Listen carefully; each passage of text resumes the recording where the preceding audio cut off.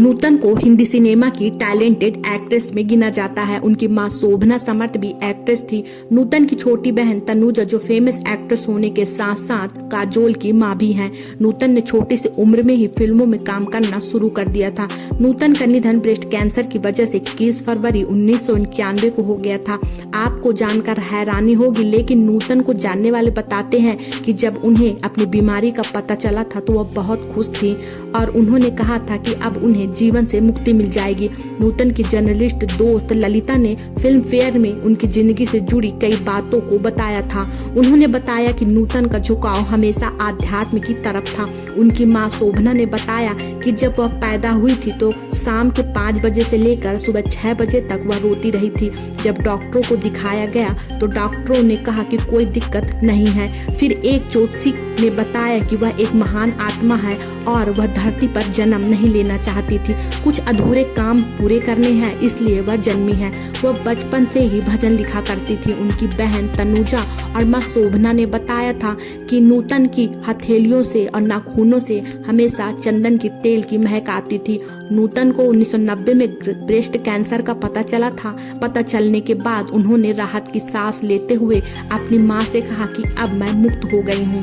उस वक्त वह गर्जना फिल्म की शूटिंग कर रही थी। उन्होंने डायरेक्टर को साइनिंग अमाउंट भी वापस कर दिया था और कहा था कि इस फिल्म को जल्दी पूरा करें, मेरे पास अब ज्यादा वक्त नहीं है। नूतन की दोस्त ललिता ने बताया कि एक बार उनके निधन के बाद हम लोग उनके लोनावला कॉटेज में गए थे। वहां हमारे साथ उनकी मां शोभना भी थी। तभी अचानक हमारे आसपास चंदन की महक फैल गई। उस वक्त हमें नूतन के कहे शब्द बार बार याद आ रहे थे। एक बार नूतन ने कहा कि मैं रहूं या ना रहूं पर फिर भी मैं हमेशा रहूंगी। आज वही शब्द हमारे कानों में गूंज रहे थे।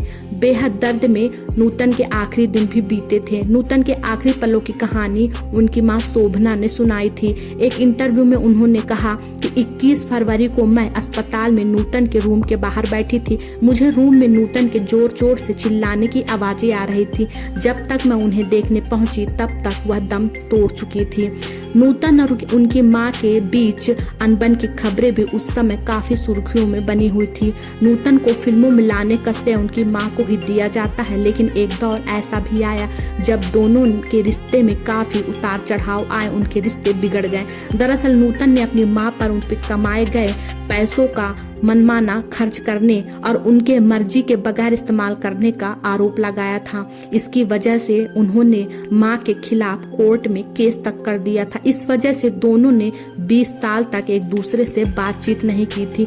नूतन अपनी मां से इस कदर खफा थी कि एक बार उन्हें फ्लाइट में देखकर नूतन फ्लाइट से बाहर आ गई थी। शोभना समर्थ ने अपनी बेटी के इस बर्ताव के बारे में कहा था कि उन्हें ऐसा करने के लिए उनके पति रजनीश बहल ने भड़काया था। 1990 में नूतन को ब्रेस्ट कैंसर हुआ था। फरवरी 1991 में तबीयत बिगड़ने पर उन्हें मुंबई के ब्रीच कैंडी अस्पताल में भर्ती कराया गया था। 21 फरवरी 1991 को 54 साल की उम्र में उन्होंने अपनी जिंदगी की आखिरी सांसें ली थी।